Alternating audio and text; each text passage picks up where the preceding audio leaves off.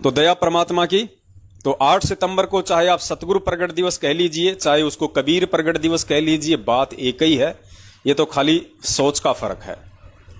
तो पुण्यात्माओं, अब हो क्या रहा है कि सतलोक आश्रम मैनेजमेंट हरियाणा भी अपनी पिछले वर्ष की जो करनी थी, कौन सी करनी, इन्होंने जो 8 सितंबर को सतगुरु रामपाल जी महाराज जी का जन्म दिवस मनाया था, सरयाम इन्होंने पीले पर्चे संगत में डाले थे, ऑडियो संगत में डाली थी, और बाकायदा इन्होंने 8 सितंबर के दिन 2 या 3 घंटे का एक सत्संग भी चलाया था साधना टीवी चैनल पे, दिन के 9 से 12 बजे तक, और सभी भगत भाई बहनों से उस अविनाशी परमात्मा का जन्मदिन मनवाया था, जन्म दिवस मनवाया था।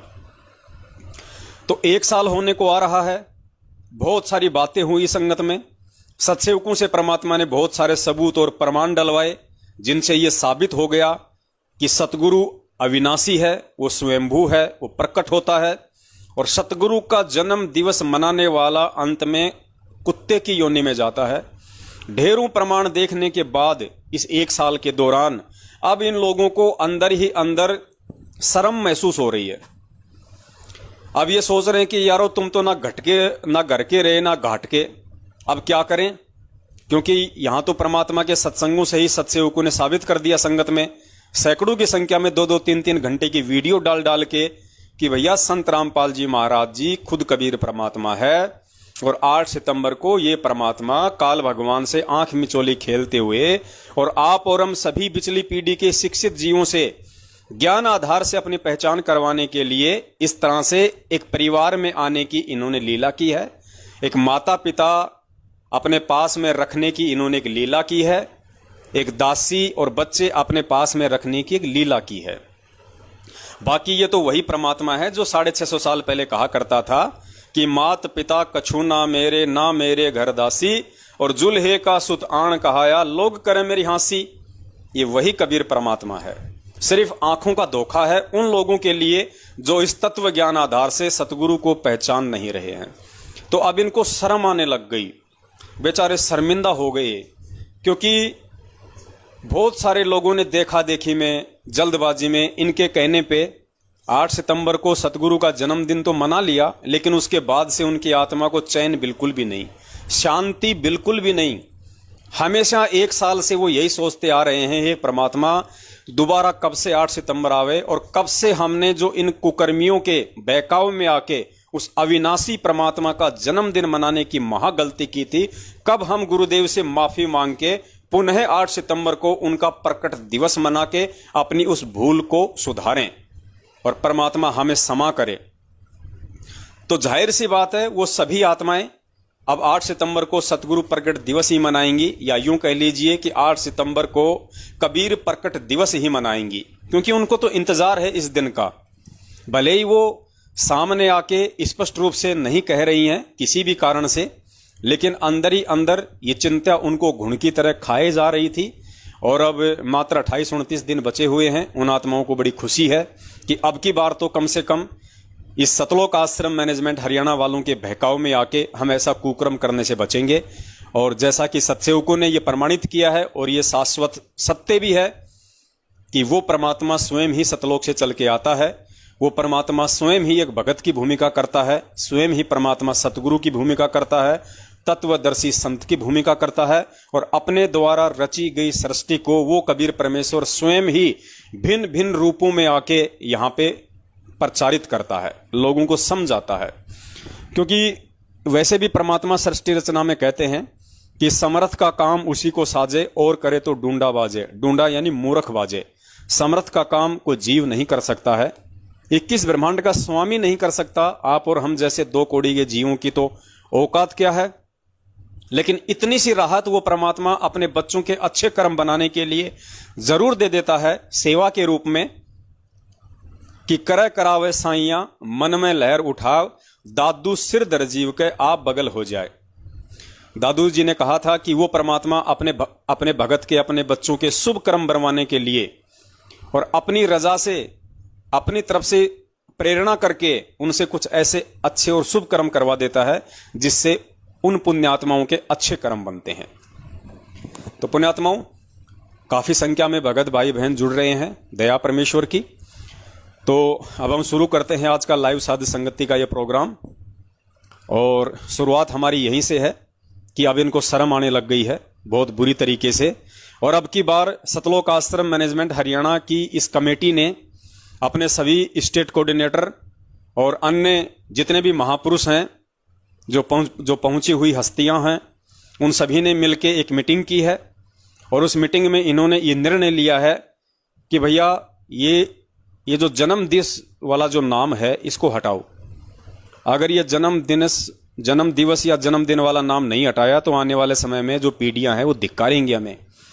और हम तो चलो मर जाएंगे, शरीर छोड़ जाएंगे, लेकिन हमारे जो बच्चे होंगे उनको लोग बोलने नहीं देंगे कि देख तेरे दादा के कुकर्म, देख तेरे बाप के कुकर्म, इतने साल तक गुरुजी के शरण में रहा और उन्हें समझ नहीं पाया, जन्मदिन मना दिया भगवान का।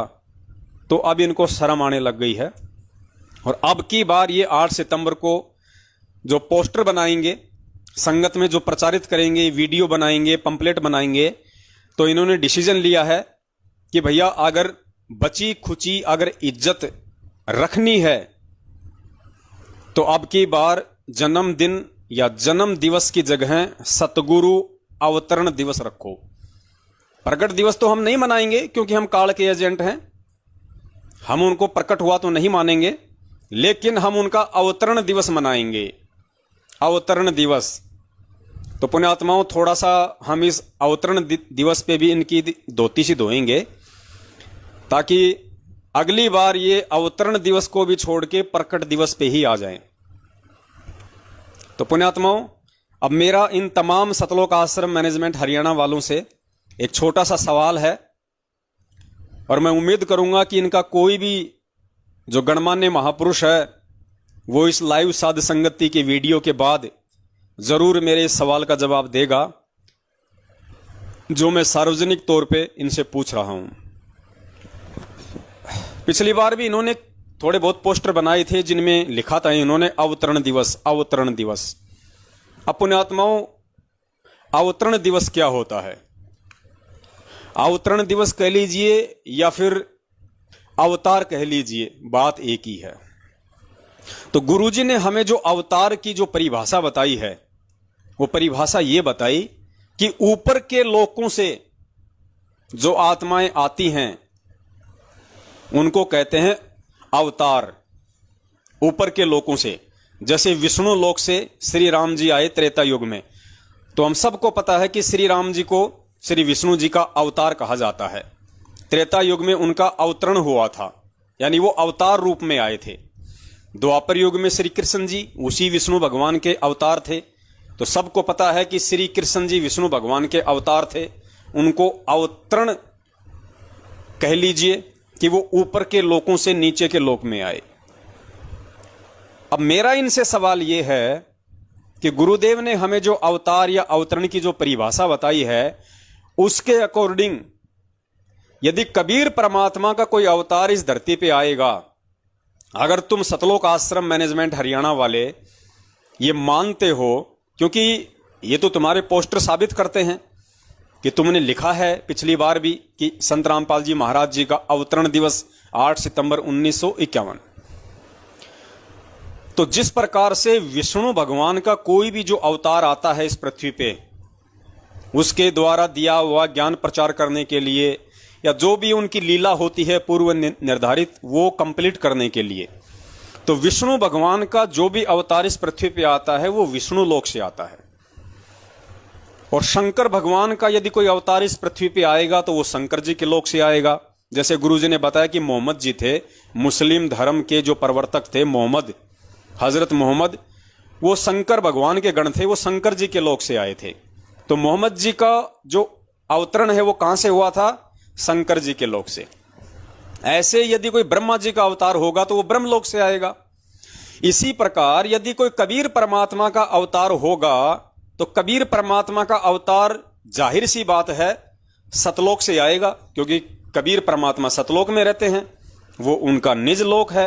तो कबीर परमात्मा का यदि धरती पे कोई अवतार आएगा और तुम संत रामपाल जी महाराज जी को परमात्मा तो नहीं मानते, लेकिन तुम बार बार इस बात का जिक्र करते हो कि संत रामपाल जी महाराज उस कबीर परमात्मा के अवतार हैं। संत रामपाल जी महाराज जी को उस कबीर परमात्मा ने भेजा है अपना संत बना के, अपना प्रतिनिधि बना के। तो जाहिर सी बात है, इस बात को दुनिया में कोई काट नहीं सकता और ना ही तुम लोग इस बात को काट सकते कि यदि संत रामपाल जी महाराज तुम लोगों के अनुसार कबीर परमेश्वर के अवतार हैं, तो जाहिर सी बात है कबीर परमेश्वर का अवतार सतलोक से आएगा, उस कबीर लोक से आएगा। अब मेरा सबसे बड़ा सवाल यह है पुण्यात्माओं, अगर संत रामपाल जी महाराज जी को तुम कबीर भगवान का अवतार भी मानते हो और यह सत्य है कि कबीर जी का अवतार वो कबीर लोक से आएगा, सतलोक से आएगा, तो सतलोक से कौन आत्मा आएगी? सतलोक से वही आत्मा आएगी जो आत्मा इस मृत्यु लोक के जन्म और मरण के इस दीर्घ रोग से मुक्त होके सतलोक में जा चुकी है। जिस आत्मा का इस पृथ्वी लोक से और इस पृथ्वी लोक के प्राणियों से किसी प्रकार का कोई कनेक्शन नहीं, जिसका इस पृथ्वी लोक पे किसी प्रकार का कोई ऋण शेष नहीं, क्योंकि सतलोक तो वही आत्मा जा सकती है जब तक वो आत्मा 21 ब्रह्मांड तक का और 7 संख्य ब्रह्मांड का जो स्वामी है अक्षर पुरुष, जब तक उन सभी का वो ऋण चुकता नहीं कर देगी तब तक वो आत्मा सतलोक में जा नहीं सकती। तो अगर संत रामपाल जी महाराज यदि कबीर जी के अवतार हैं तो जाहिर सी बात है वो सतलोक से पृथ्वीलोक पे आए 8 सितंबर 1951 को, और सतलोक से आए हैं तो इस पृथ्वीलोक से उनका कोई ऋण नहीं, उनका कोई लेन देन नहीं, वो तो खाली कबीर परमात्मा के दास बन के आए हैं, वो तो खाली कबीर परमात्मा के प्रतिनिधि बन के आए हैं, उनका नाम लेके आए हैं, उनकी शब्द शक्ति लेके आए हैं, वो तो उनके आदेश से उनका काम पूरा करने के लिए आए। तो संत रामपाल जी महाराज जी का तो पृथ्वीलोक पे किसी प्रकार का कोई ऋण है ही नहीं। तो मेरा सवाल तुम लोगों से यह है कि यदि संत रामपाल जी महाराज जी को तुम कबीर जी का अवतार मानते हो और कबीर जी का अवतार सतलोक से आएगा और सतलोक से जो प्राणी यहां आएगा उस परमात्मा का संदेशा लेके, तो इस लोक से उसका किसी प्रकार का कोई ऋण नहीं है, तो फिर वो संत रामपाल जी महाराज गांव धनाना, जिला सोनीपत, हरियाणा में भगतमती इंद्रो माई के गर्भ से जन्म क्यों लेगा? उनके पेट में 9 महीने वो कष्ट क्यों उठाएगा? उनके पेट में 9 महीने ऊपर को पैर नीचे को सिर वो नरक क्यों भोगेगा? क्योंकि सतलोक से जो आत्मा आएगी उस आत्मा का इस पृथ्वी लोक पे कोई ऋण नहीं होता है। तो इंद्रो माई से संत रामपाल जी महाराज जी का ऐसा कौन सा ऋण था, ऐसा कौन सा वो कर्जा शेष रह गया था जो संत रामपाल जी महाराज जी उस ऋण को चुकाने के लिए, उस कर्जे को चुकाने के लिए इंद्रो माई के गर्भ में आएंगे और 9 महीने वो कष्ट उठाएंगे। क्योंकि सतलोक से जो आत्मा आएगी यदि उस परमात्मा का प्रतिनिधि भी बनके, उस परमात्मा के अवतार रूप में यदि कोई आत्मा भी आएगी, तो पुण्यात्माओं फिर हमें यह जवाब दे दो कि उस आत्मा का इंद्रो माई से क्या ऋण था, क्या संबंध था? वो मुक्त हो चुकी आत्मा खाली अपने परमेश्वर का आदेश लेके इस लोक पे आएगी, तो उसका इंद्रो माई से क्या संबंध था? कौन सा ऋण बाकी था, कौन सा वो कर्जा बाकी था? और यदि कोई कर्जा बाकी था तो संत रामपाल जी महाराज जी की आत्मा फिर मुक्त कैसे हो गई? तो पुण्यात्माओं, ये सतलोक आश्रम मैनेजमेंट वाले हर पॉइंट पे फेल हैं। ये भी साबित नहीं कर सकते कि संत रामपाल जी महाराज कबीर जी के अवतार हैं। अगर अवतार हैं तो साबित करो इंद्रो माई के गर्भ में क्यों आएगा अवतार? अवतार इंद्रो माई के गर्भ में क्यों आएगा? अरे जो केशव बंजारा था वो कबीर जी का अवतार था, वो कबीर जी ही थे जो स्वयं एक लीला करते हुए दूसरे रूप में सतलोक से नीचे उतरे थे। तो क्या वो केशव बंजारा किसी मां के गर्भ से जन्म लेके आया था उस समय? केशव बंजारा क्या किसी मां के गर्भ से जन्म लेके आया था काशी में भंडारा करने के लिए? और वो जो 9 लाख जो आत्माएं थी, जो परमात्मा कहते हैं ना कि 9 लाख बोडी भरी विशंबर दिया कबीर भंडारा, गुरुजी ने क्या बताया कि कबीर परमेश्वर ने अपना दूसरा रूप बनाया केशव बंजारे का, तुरंत वो सतलोक में पहुंचे, वहां से 9 लाख आत्माओं को बैल बनाया, क्योंकि उस समय इस पृथ्वी लोक पे ट्रांसपोर्ट का साधन केवल बैल था। अगर उस समय ट्रक होते तो परमात्मा उनको बैल नहीं बनाते, परमात्मा तुरंत ट्रक बना लेते अपने आप ही, अपने शब्द से, और सामान लाद के वापस ले आते। तो उस समय ट्रांसपोर्टेशन का कोई साधन था नहीं, केवल बैलगाड़ियों से या बैलों से होता था। तो परमेश्वर ने उन सतलोक वाली आत्माओं को बैल बनाया। ये परमेश्वर के गुणों में है, ये परमेश्वर के पास में पावर है, शब्द शक्ति है। वो चाहे तो आत्मा का पत्थर बना दे, चाहे तो बैल बना दे, बैल से वापस परमेश्वर उसको सतलोक में बैठा दे। तो गुरुजी ने क्या कहा कि वो 9 लाख आत्माएं सतलोक से परमात्मा लेके आए थे, वो बैल बन के आई थी। और उसके बाद में जो सेवादार थे, जितने भी सेवादार थे, वो सारे के सारे सेवादार भी परमात्मा सतलोक से लेके आए थे। और उनकी पहचान बताई परमात्मा ने कि वो जितने भी सेवादार थे, उन सब के जो पैर थे वो जमीन से 1 फुट ऊपर थे। किसी भी प्राणी का जो सेवादार बन के आए थे जो सतलोक से, एक का भी पैर जमीन को नहीं छू रहा था। उसका रीजन बताया गुरुजी ने कि ये ऐसा गंदा लोक है कि पृथ्वी ऊपर पग जो धारे वो करोड़ जीव एक दिन में मारा है। एक दिन में 1 करोड़ जीव मरते हैं हमारे से, जब हम रोजी रोटी के लिए अपने घर से बाहर निकलते हैं। तो वो सेवादार तो 3 दिन रहे थे काशी में, तो 3 दिन में तो 3 करोड़ जीव मर जाते। और 3 करोड़ जीवों का भार और ऋण उतारने के लिए उनको असंख्य जन्म फिर यहीं पे भोगने पड़ते। तो परमेश्वर ने तो उन आत्माओं के पृथ्वी पे पैर भी नहीं टिकने दिए। वो थे कबीर जी के अवतार, वो थे सतलोक से आई हुई आत्मा उस परमेश्वर की। तो पुण्यात्माओं, जब वो 9 लाख बैल वो किसी गाय के गर्भ से जन्म लेके नहीं आए, वो जितने भी हजारों की संख्या में सेवादार लेके आए थे परमात्मा 650 साल पहले सतलोक से, कोई भी सेवादार किसी मां के गर्भ से जन्म लेके नहीं आया। उनके तो जमीन पे पैर तक नहीं टिक रहे थे, क्योंकि वो आत्मा थी, वो जीव थे। अगर उनके पैर जमीन पे टिक जाते तो उन पे यहां का जो कर्म विधान है वो लागू हो जाता। इसलिए परमात्मा ने उनके पैर नहीं टिकने दिए।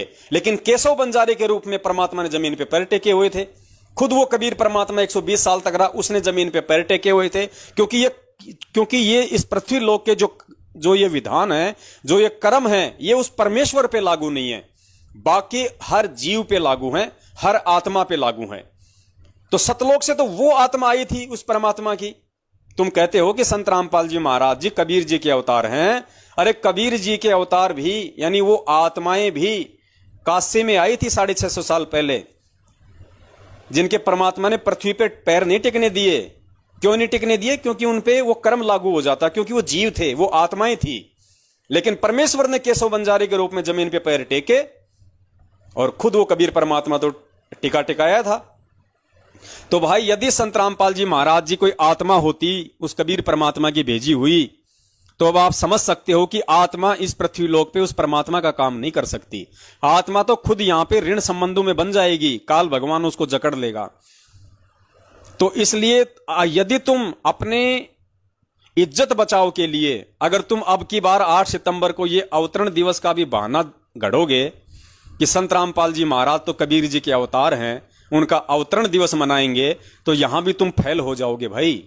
तुम्हारे पास जवाब नहीं है, तुम्हारे पास देने के लिए जवाब नहीं है।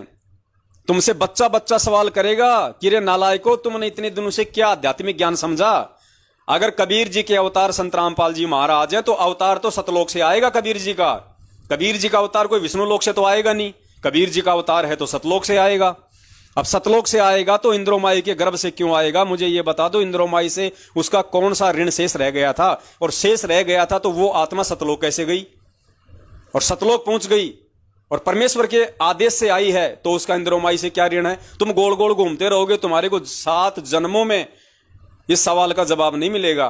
क्योंकि इस सवाल का जवाब यदि किसी को लेना है तो उसने संत रामपाल जी महाराज जी को ही परमात्मा मानना पड़ेगा, संत रामपाल जी महाराज जी को ही कबीर परमेश्वर मानना पड़ेगा, और संत रामपाल जी महाराज जी को ही 8 सितंबर 1951 के दिन गांव धनाना, जिला सोनीपत, हरियाणा में भगत नंदराम जाट और इंद्रोमाई के पेट से नहीं, उनके गर्भ से नहीं, एक लीलामय रूप में परमेश्वर ने प्रकट होके, और परमेश्वर ने यह दिखलाया कि भगवान समर्थ है, वो किसी भी विधि से आ सकता है। जैसे 300 वर्ष पहले ठीक इसी प्रोसीजर से, माता पिता वाली प्रोसीजर से, एक जाट परिवार से, एक किसान परिवार से, एक शादी वाली प्रोसीजर से, वो कबीर परमेश्वर गरीबदास जी महाराज जी के रूप में आया।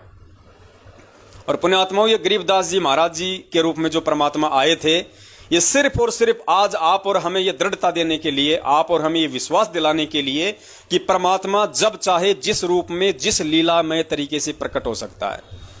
वो समर्थ है, वो कुछ भी कर सकता है, लेकिन उसके प्रकट होने की लीला को केवल उसके अपने जो हीरे मोती लाल हैं वही समझ पाएंगे, जिनके लिए वो परमात्मा इस पृथ्वी लोक पे आता है।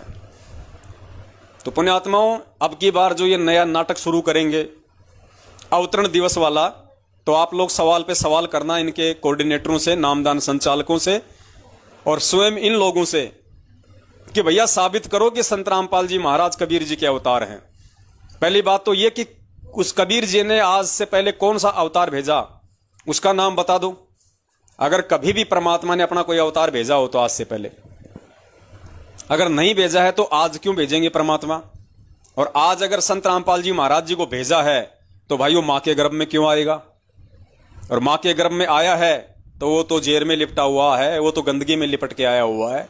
और जो मां के गर्भ से आया है वो ऋण संबंधी होता है, वो कर्जदार होता है, जो खुद 9 महीने मां के पेट में नरक भोग रहा हो, जो जेर रूपी उस गंदगी में लिपट के आया हो, जो आप और हमारी तरह एक मानुस हो, वो हमें क्या पार करेगा? हमें कहां से पार करेगा? तो इनसे सवाल करो पुण्यात्माओं, अगर इनकी आंखें खुल जाएं तो इनका अवतरण दिवस मनाना भी फैल। लेकिन क्या करें बेचारे, शर्म के मारे मनाएंगे, इनके पास कोई चारा नहीं है। देखो, पिछली बार मनाया जन्मदिन, अब की बार मनाया अवतरण दिन, और देख लेना अगली बार मनाएंगे ये प्रकट दिन, क्योंकि इनके पास कोई जगह नहीं रहेगी अपना मुंह छुपाने के लिए। अगली बार तो इतनी दया कर देंगे परमात्मा, संगत पूरी उल्ट जाएगी। क्योंकि अभी काफी संख्या में लोग आत्मिक रूप से हम सत्सेवकों के साथ हो चुके हैं, परमेश्वर के ज्ञान आधार से विचार करने लगे हैं। थोड़ी सी हिम्मत वो आत्मा नहीं कर पा रही है, क्योंकि मेरे पास तो फोन आते हैं, लोगों के रिएक्शन आते हैं। दास को अच्छे से पता है, पूरे के पूरे जो ग्रुप है वो तैयार बैठे हैं। जयपुर का दास आपको बता देता है, जयपुर में जितने भी भगत हैं 90% भगत मैनेजमेंट के खिलाफ हैं, क्योंकि मैं जयपुर से हूं, राजस्थान से हूं। तो 90% जो भगत हैं जो जयपुर से, वो मैनेजमेंट के खिलाफ हैं। सिर्फ थोड़ा बहुत उनको भय पता नहीं वो किस चीज का है, किस चीज का उनको वो डर सता रहा है। बाकी उनसे मेरी बातचीत होती रहती है, परमेश्वर की उन पे दया है, वो ज्ञान को समझने लगे हैं, गुरु जी को परमात्मा भी मानने लगे हैं, और वो आत्माएं पता नहीं कौन से दिन का इंतजार कर रही हैं। बाकी उन्होंने आर्थिक रूप से मैनेजमेंट का साथ देना बिल्कुल बंद कर दिया है। थोड़ा बहुत शारीरिक रूप से इनकी पुस्तक सेवाओं में वो लगे हुए हैं। धीरे धीरे परमात्मा दया करेंगे, वो सद्बुद्धि भी उनको देंगे, उनको वो भी समझ आएगी। तो अब हम आगे बढ़ते हैं पुण्यात्माओं, क्योंकि 8 सितंबर आ रहा है, और उससे पहले हम सभी भाई बहनों ने साध संगति के माध्यम से इतना दृढ़ हो जाना है कि भाई धरती पे यदि कोई भगवान है, कोई परमात्मा है, तो केवल संत रामपाल जी महाराज हैं, केवल मेरा सतगुरु है, उनके अलावा और कोई भगवान नहीं, कोई परमात्मा नहीं। और आपको एक छोटा सा इंटरव्यू दिखाते हैं। एक बहन है कोई छत्तीसगढ़ से, उर्वशी साहू, आपने उनका इंटरव्यू सुना होगा। ये लोग डालते रहते हैं, लेकिन वही बात है ना कि मुंह में राम और बगल में छुरी। कहने को तो सभी संत रामपाल जी महाराज जी को परमात्मा बताते हैं, भगवान बताते हैं, लेकिन मानना नहीं, बस जुबान तक सीमित रखो, दिल में मत उतारना कि वो भगवान है। तो देखिए पुण्यात्माओं, इन्हीं का एक इंटरव्यू जो साधना टीवी पे काफी समय से चला हुआ है, 2016 में इस बहन ने नाम लिया था, छत्तीसगढ़ से है, क्योंकि ये पिछले जन्म की परमेश्वर की अच्छी आत्मा है, और खुद इसके सोपन में सतगुरु रामपाल जी महाराज आए, स्वयं वो परमात्मा आए। क्योंकि देखो, जिसकी जैसी आस्था होगी, जिसकी जैसी श्रद्धा होगी, यदि आप उस दाढ़ी मूंछ वाली फोटो को ही कबीर भगवान मानेंगे, आप ये मानेंगे कि ये फोटो मेरा उद्धार करेगी, ये फोटो ही भगवान है, तो आपको वो परमात्मा फोटो के रूप में ही दर्शन देगा, वो परमात्मा आपको उसी रूप में दर्शन देगा। और यदि आप अपने गुरु को परमात्मा मान लोगे, तो फिर वो दाढ़ी मूंछ वाली फोटो आपके सपन में नहीं आएगी, फिर आपके सतगुरु ही आपके समक्ष आएंगे, आपके विचारों में आएंगे, आपके सामने वो प्रकट भी होंगे अगर जरूरत पड़ी तो, और शौपन में भी वो परमात्मा ही आएगा।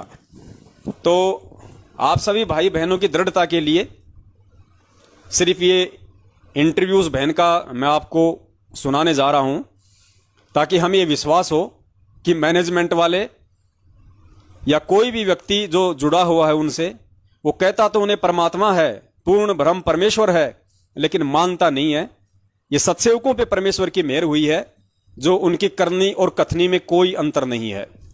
और जब तक इंसान की करनी और कथनी में अंतर रहेगा, तब तक परमात्मा कहते हैं वो कुत्ते की योनि में जाएगा कि करनी तज कथनी कथ है, अज्ञानी दिन रात, और कुत्ते जो भौंकत फिरे, सुनी सुनाई बात।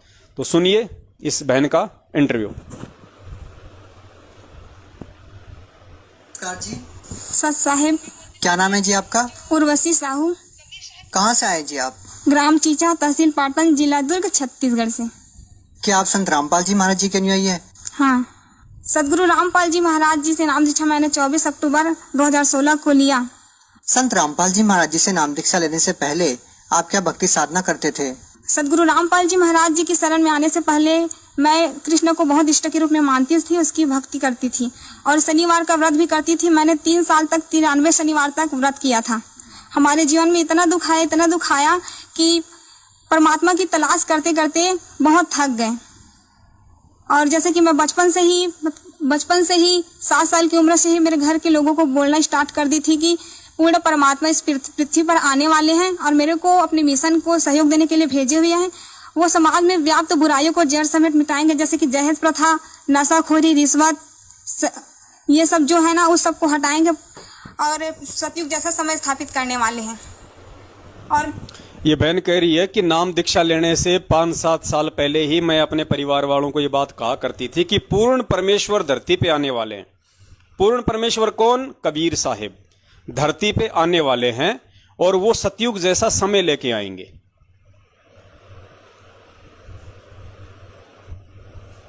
जो ये है वो समाज में व्याप्त बुराइयों को जड़ समेत मिटाएंगे, जैसे कि दहेज प्रथा, नशाखोरी, रिश्वत, ये सब जो है ना, उस सब को हटाएंगे और सतयुग जैसा समय स्थापित करने वाले हैं। और मेरे को 2016 में भी मिलने वाला है, ये भी बताया था।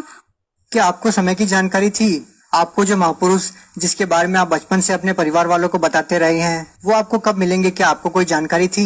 बस समय पता था और पूर्ण परमात्मा है ऐसा करके पता था। लेकिन हमारे हिंदू धर्म में व्याप्त जो गुरु है ना, वो लोग कृष्ण को ही पूर्ण परमात्मा समझते थे। तो मैं कृष्ण को ही पूर्ण परमात्मा समझकर उसकी भक्ति करने लगी। कृष्ण को हमेशा अपने साथ रखती थी। स्कूल जाती थी तो उसके अपने बस्ते में छिपा कर ले जाती थी और देखती थी। स्कूल के जो हमारे सर मैडम है, उन लोगों से भी ज्ञान चर्चा करती थी कि पूर्ण परमात्मा ऐसा होता है, वो आने वाले हैं ऐसा करके। तो सभी से करने लगती थी। हमारे स्कूल के जो मेरे सहेली लोग थे, वो लोग बोलते थे कि आप संत के जैसे बोला करते हो, बिल्कुल संत के भाषा में बोलते हो, ऐसा करके मेरे को बोलते थे। और मैं बोलती थी कि जो कबीर साहब की जो दोहे हैं ना, वो मेरे को बहुत पसंद आते थे। और ज्ञान चर्चा भी कबीर के दोहे में क्या करते थे हम लोग स्कूल में। गायत्री मंत्र है वो भी जाप करती थी, रामायण का पाठ करती थी, गीता का। बचपन से ही बहुत पूजा पाठ करती थी सभी देव देवताओं की। आप संत रामपाल जी महाराज जी की शरण में कैसे आई?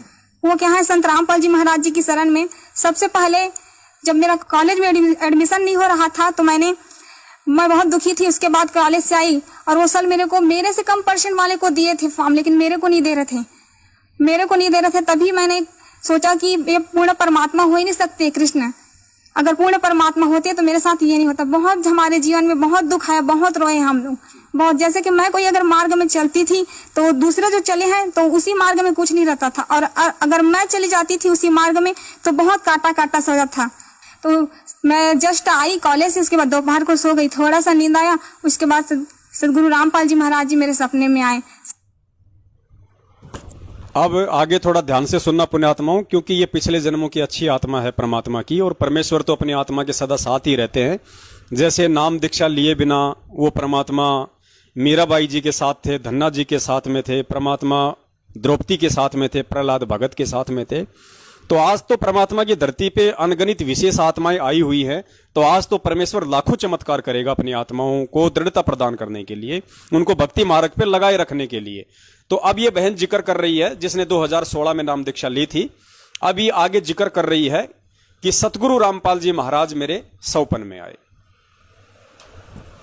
और वो साधारण वेशभूषा में थे, और संत तो वो सब पाखंड के। उसके बाद सदगुरु रामपाल जी महाराज जी मेरे सपने में आए और वो साधारण वेशभूषा में थे और संत तो वो सब पाखंड के जैसे कि जटा, 90 नाखून और बाल बढ़ाए, दाढ़ी लंबी, वो सब थे। लेकिन संत रामपाल जी महाराज जी के ऐसे नहीं थे। तो मैं बोली मेरी मम्मी को बोली कि मम्मी एक आए थे एक संत, लेकिन वो बोल रहे थे मेरे को कि आपका एडमिशन हो जाएगा बेटा, आप चिंता मत करना। लेकिन मैं जानती भी नहीं थी वो संत है, लेकिन आत्मा जो है परमात्मा को पहचान लेती थी। लेकिन मेरी आत्मा ने पहचान लिया कि वो संत ही हैं। उसके बाद मेरी मौसी थी एक, तो वो बोली कि मेरे गुरु जी हैं संत रामपाल जी महाराज जी, आप भी उससे नाम दीक्षा ले लो। तो मैं बोली कि वो आपके गुरु नहीं है, वो तो मेरे भी गुरु हैं, वो तो उससे भी मैं भी नाम दीक्षा लूंगी ऐसे करके। और जीवन से बहुत हार चुकी थी। तो संत रामपाल, तब तक तो आपको नाम पता ही नहीं था जब आपकी मौसी जी ने आपको बताया कि मेरे गुरुजी संत रामपाल जी महाराज हैं। लेकिन तब तक तो आप जानते ही नहीं थे कि ये संत रामपाल जी महाराज जी हैं। तो आपने अपनी मौसी जी से ये कैसे कहा कि ये मेरे भी गुरु हैं? वो क्या है ना कि आत्मा परमात्मा को पहचान सकते हैं, इसी प्रकार मेरी आत्मा ने भी गवाही दिया। तभी मैंने कहा कि ये भी मेरे गुरुदेव हैं। उसके बाद मैंने संत रामपाल जी महाराज जी से नाम दीक्षा लिया। देखिए, जो भी श्रद्धालु संत रामपाल जी महाराज जी से नाम दीक्षा लेता है तो उसको आध्यात्मिक लाभ होते हैं, भौतिक लाभ होते हैं, शारीरिक लाभ होते हैं। आपसे जानना चाहेंगे कि संत रामपाल जी महाराज जी से नाम दीक्षा लेने के बाद आपके जीवन में क्या बदलाव आया, आपको क्या लाभ हुआ? सबसे पहले मेरे को लाभ तो आध्यात्मिक हुआ। मैंने एक दिन परमात्मा से कहा था कि गुरुजी मेरे को इस लोक में रहना नहीं है, मेरे को सतलोक जाना है, मुझे नहीं रहना परमात्मा। तो गुरुजी एक दिन आए सदगुरु रामपाल जी महाराज जी और बोले कि बेटा आपको मैं आज रात को सतलोक ले जाऊंगा ऐसे करके। उसके बाद संत रामपाल जी महाराज जी आए, मेरे हाथ पकड़कर बोले कि चलो जाएंगे सतलोक ऐसे करके, अपनी मम्मी को बता देना बेटा ऐसे करके बोले। तो मम्मी को जस्ट मैं बताई कि मम्मी मैं सतलोक जाने वाली हूँ, आप डरना मत, मेरे को कुछ नहीं होगा, सदगुरु रामपाल जी महाराज जी मेरे साथ है ऐसे करके। क्या उस टाइम पे आपके माता पिता ने या आपके घर वालों ने संत रामपाल जी महाराज जी से नाम दीक्षा ले रखी थी? जी हाँ, संत रामपाल जी महाराज जी से मेरे परिवार वालों ने, मेरी मम्मी ने भी नामदान लिया था। उसके बाद क्या होता है? उसके बाद गुरुजी आए और मेरे हाथ पकड़ कर ले गए। उसके बाद हम लोग पहुंचे काली रंजन का लोग जहाँ पर आए, वहां पर मैंने कहा कि गुरुजी मेरे को काल से बहुत डर लगता है, मैं नहीं देखूंगी उसको ऐसे करके आंख बंद कर ली। और सदगुरु रामपाल जी महाराज जी ने कहा कि बेटा आप चिंता मत करो, मैं आपके साथ हूँ। उसके बाद हम लोग त्रिकुटी पे आए, त्रिकुटी पे परीक्षा हुआ वहां पर। तो सदगुरु रामपाल जी महाराज जी वहां छुप गए। उसके बाद जो बहुत सारे देवी देवता है ना, अपने अपने लोगों का प्रलोभन लेकर मेरे पास आए। बहुत बाजार जैसा था, वहां पर बहुत सारे प्रलोभन दे रहे थे मेरे को कि आपको ये पद दूंगा ऐसा करके। लेकिन मैंने कहा कि नहीं, मेरे को कुछ भी नहीं चाहिए। मैं बहुत रोई, नहीं मेरे को नहीं चाहिए, मेरे को तो पूर्ण परमात्मा चाहिए, मेरे सदगुरु रामपाल जी महाराज जी चाहिए। उसके बाद सदगुरु रामपाल जी महाराज जी को मैंने बहुत ढूंढा। उसके बाद एक कोने में सदगुरु रामपाल जी महाराज जी मेरे को दिखे। उसके बाद दौड़ते दौड़ते गई और परमात्मा को रोते रोते गले से लगा ली कि गुरुजी आप मेरे को चाहिए, बस दुनिया की कोई चीज नहीं चाहिए, परमात्मा बस मैं आपको चाहती हूँ और कुछ भी नहीं चाहिए मेरे को। उसके बाद सदगुरु रामपाल जी महाराज जी ने मेरे को उठाकर कहा कि बेटा ऐसा ही तो चाहता हूँ, मैं चाहता हूँ कि हर हंस में ऐसा ही गुण हो। सतलोक जाते समय परमात्मा ने मेरे में पूरा शील, संतोष, विवेक, क्षमा, जो सतलोक जाने का जो गुण होता है ना व्यक्ति में, वही पूरा स्थापित कर दिए थे। उसके बाद सदगुरु रामपाल जी महाराज जी ने कहा कि बेटा कोई बात नहीं, मैं ही कबीर परमात्मा पूर्ण भक्ति में वही पूरा स्थापित कर दिए थे। अब आगे ध्यान से सुनना पुण्यात्माओं, क्योंकि हमने जो निष्कर्ष निकालना है परमेश्वर के सत्संगों का या इन इंटरव्यू का, वो हमने यही निकालना है कि हमारे लायक क्या चीज है जो हमें दृढ़ता दे सकती है, जो हमारे अंदर यह दृढ़ विश्वास पैदा कर सकती है कि धरती पे संत रामपाल जी महाराज ही पूर्ण परमात्मा के रूप में प्रकट हैं। अब इस बहन को संत रामपाल जी महाराज जी जब ऊपर लेके गए और उसके बाद इस बहन से परमात्मा क्या कह रहे हैं, बस इस चीज को आप जी अपने दिलो दिमाग में बैठा लेना। ये साध संगति के माध्यम से परमात्मा इसी तरीके से हमारे विश्वास को दृढ़ करेंगे। और ये सौभाग्य है कि आप और हमने उस परमेश्वर को पहचान लिया उनके आशीर्वाद से, जबकि ना ही तो ये इंटरव्यू देने वाली बहन उनको पहचान पाई है और ना ही वो इंटरव्यू लेने वाला उनको पहचान पाया है। आगे सुनिए कि परमात्मा ने उस बहन से क्या कहा। सदगुरु रामपाल जी महाराज जी ने कहा कि बेटा कोई बात नहीं, मैं ही कबीर परमात्मा पूर्ण परमात्मा सदगुरु रामपाल जी महाराज जी के रूप में आया हूँ बेटा, लेकिन संसार के लोग मुझे नहीं समझ रहे हैं। कोई बात नहीं, इंसान में इतना अहंकार घर कर गया है कि मेरे को समझना ही नहीं चाहता है। मैं ही पूर्ण परमात्मा सदगुरु रामपाल जी महाराज के रूप में आया हूँ, जिसने असंख्य ब्रह्मांड की रचना की है। और मेरे बिना इंसान एक तिनका भी नहीं उठा सकते, लेकिन इतना अहंकार है कि इंसान मुझको समझना ही नहीं चाहता है। लेकिन कोई बात नहीं बेटा, बहुत जल्द सतयुग जैसा समय स्थापित होकर ही रहेगा। मैं चाहूँ तो पल भर में मंत्री सभी की बुद्धि को बदल सकता हूँ, लेकिन मेरा कुछ मिशन है बेटा। और लीला करने परमात्मा ने क्या कहा कि बेटा मैं चाहूं तो पल भर में मंत्री संतरी दुनिया प्रधानमंत्री सबके मैं बुद्धि फेर सकता हूं, मैं समर्थ हूं, सक्षम हूं, लेकिन बेटा मेरा कुछ मिशन है, मेरा एक मिशन है। और पुण्यात्मा मिशन आप और हम सत्सेवकों को अच्छे से पता है। उस मिशन पे परमात्मा ने केवल आप और हम सत्सेवकों को ही लगाया हुआ है, और वो मिशन है इस कबीर परमेश्वर के मार्ग में। इतिहास गवाह है, सबसे बड़ा रोड़ा यदि काल किसी को पैदा करता है तो उनके परिवार को पैदा करता है, वंशवाद को पैदा करता है, बेटा बेटी भाई बंधु रिश्तेदार जवाइयों को पैदा करता है। 24 घंटे जो बहुत बड़े भगत बनने की एक्टिंग करते हुए उनके इर्द गिर्द रहते हैं उनको करता है। तो परमेश्वर सतगुरु रामपाल जी महाराज जी का वर्तमान का सबसे बड़ा जो मिशन है वो भक्तों के माध्यम से पुस्तकें बंटवाना नहीं है, वो किसी और तरीके से कोई काम करवाना नहीं है।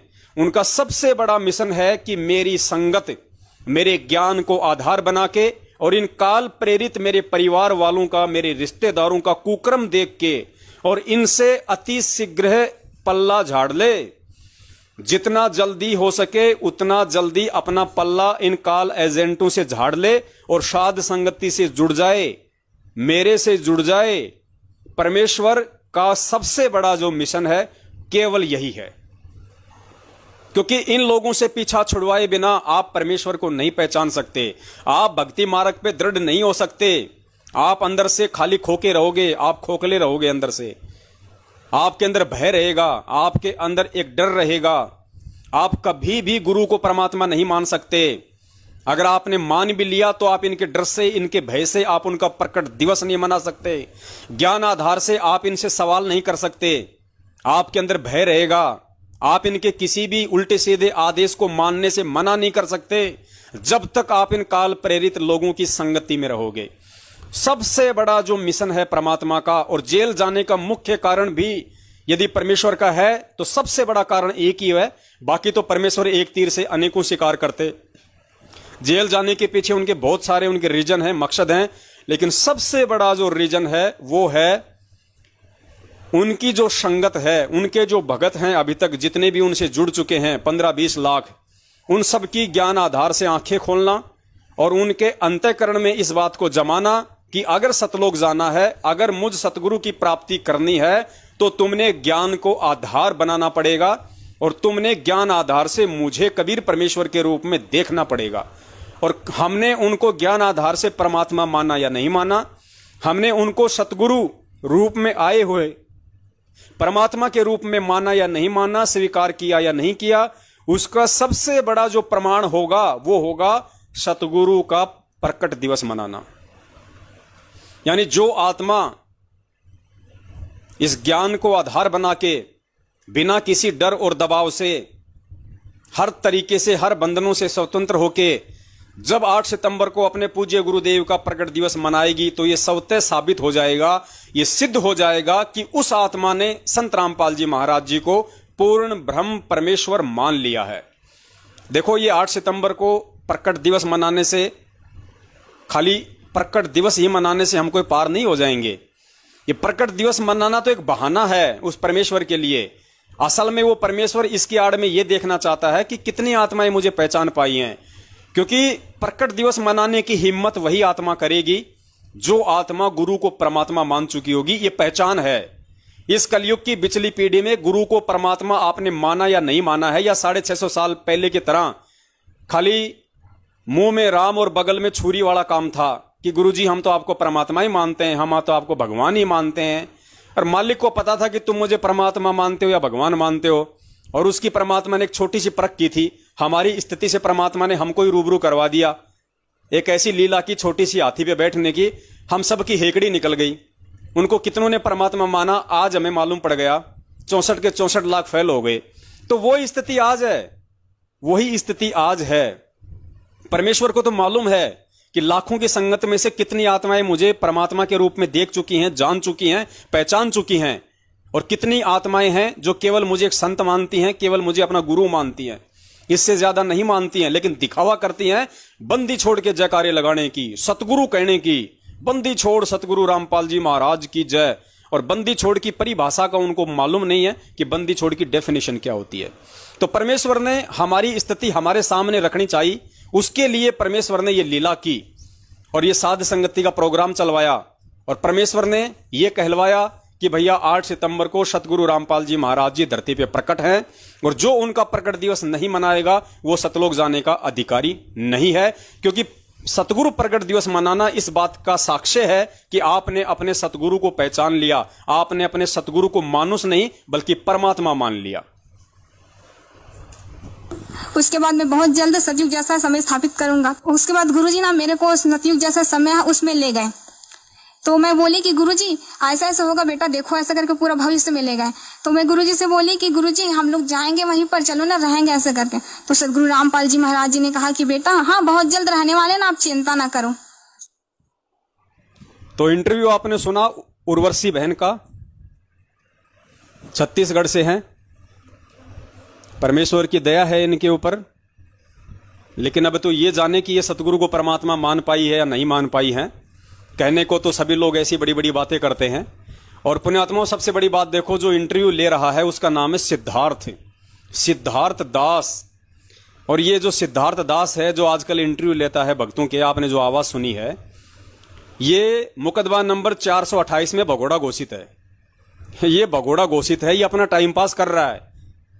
इसको तो एक अच्छा बहाना मिल गया, कभी मध्य प्रदेश घूमने का, कभी छत्तीसगढ़ घूमने का, कभी राजस्थान घूमने का। ये मुकदमा नंबर 428 में भगोड़ा घोषित है और ये अपना टाइम पास कर रहा है। इसको मतलब नहीं है कि कोई संत गुरु रामपाल जी महाराज जी को परमात्मा बता रहा है या जीव बता रहा है, या वो परमात्मा है या नहीं है। इनको तो अपने टाइम पास से मतलब है। इनकी तो बढ़िया रोजी रोटी चल रही है। महीने का 30-40 हजार रुपया आराम से इनको संगत की जो कमाई है, मेहनत की, वो हराम के रूप में इनको मिल जाती है। अच्छा खासा इनका धंधा पानी चल रहा है, इससे ज्यादा इनको कोई मतलब नहीं है। अरे इंसान है, सतगुरु का भगत है, सामने तेरी बहन क्या बोल रही है कि खुद संत रामपाल जी महाराज जी कह रहे हैं कि बेटा मैं ही कबीर परमात्मा हूं, पूर्ण ब्रह्म परमेश्वर हूं, और लोग अहंकार के चलते मुझे पहचान नहीं पा रहे। अब वो अहंकार वाला इशारा परमात्मा कहां कर रहा है? वो अहंकार वाला इशारा परमात्मा मैनेजमेंट की तरफ कर रहा है कि ये अहंकार ग्रस्त मान बढ़ाई के भूखे जीव मुझे पहचान नहीं रहे। जीव में इतना अहंकार समा गया। अरे दुनिया के लिए परमात्मा क्या कहेंगे? जिनको नाम दीक्षा दे दी, जो उनके भगत बन गए, आज उनमें इतनी मान बढ़ाई और अहंकार है, तो दुनिया से हम क्या उम्मीद करें कि दुनिया उनको भगवान मान ले? तो ये बहन सामने बोल रही है उसके, गुरुजी कह रहे हैं कि मैं ही कबीर परमात्मा हूं, पूर्ण ब्रह्म परमेश्वर हूं, लोग मुझे पहचान नहीं रहे। धरती पे संत रामपाल जी महाराज जी के रूप में मैं ही आया हुआ हूं। ये आराम से अपना पकड़ के और 10 इंच का पाए पर उसके मुंह की तरफ लगा के, हाँ जी क्या लाभ हुए, क्या लाभ नहीं हुए, फलाना दिखना तिखना। बस इनको टाइम पास से मतलब है। इनको कोई मतलब नहीं है कि वो क्या बोल रही है, मैं क्या पूछ रहा हूं और दुनिया क्या सुन रही है। इनको कोई मतलब नहीं है इन सब बातों से। तो ये सिद्धार्थ दास है, ये भगोड़ा घोषित है मुकदमा नंबर 428 में। ध्यान रखना, ये अपना टाइम पास कर रहा है छुप छुप के। मस्तक लाग रही मारे गुरु चरण की दूर, मस्तक मारे गुरु चरण की दूर, मस्तक जब ये धूल चढ़ी मस्तक पे, जब ये धूल धूलिता हो गई दूर, मारे गुरु चरण की दूर, ईड़ा पे